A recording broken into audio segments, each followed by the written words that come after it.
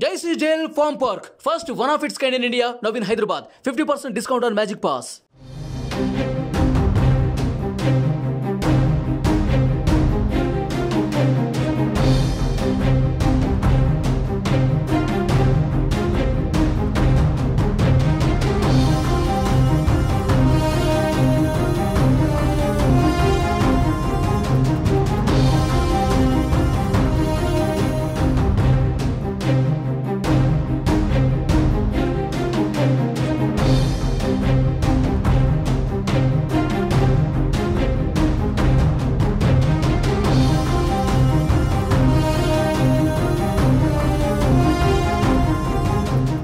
Delhi liquor policy కేసులో నిందితురాలిగా ఉన్న BRS MLC కవితను రౌస్ అవెన్యూ కోర్టులో సీబీఐ అధికారులు హాజరుపరిచారు.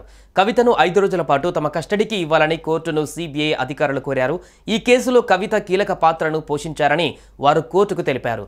సౌత్ గ్రూప్, ఆప్ పార్టీ మధ్య జరిగిన 100 కోట్ల లావాదేవీలలో కవితది ప్రధాన పాత్ర అని వారు చెప్పారు.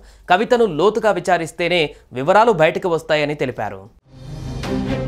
లిక్కర్ కేసులో కవితనే కీలక సూత్రధారి అని సీబీఐ తరపు న్యాయవాది ఆరోపించారు. విజయ్ నాయర్తో కలిసి ఆమె ప్రణాళిక రచించారని, పక్కా ప్లాన్ ప్రకారమే ఢిల్లీ, హైదరాబాద్లో మీటింగులు జరిగాయని వాదించారు.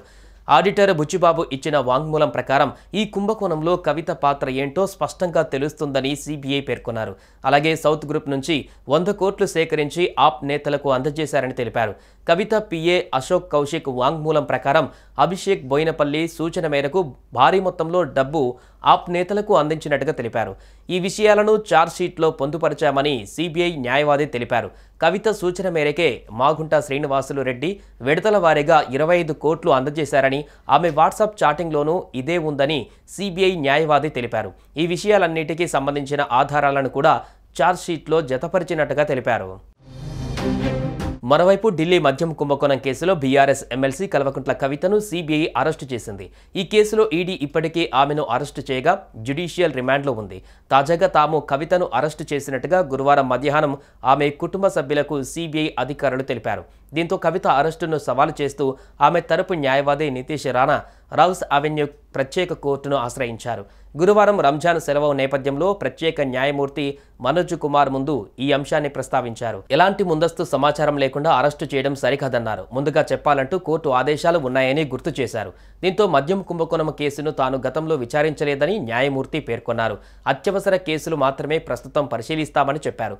దీనిని శుక్రవారం రెగ్యులర్ కోర్టు ముందు ప్రస్తావించాలని సూచించారు.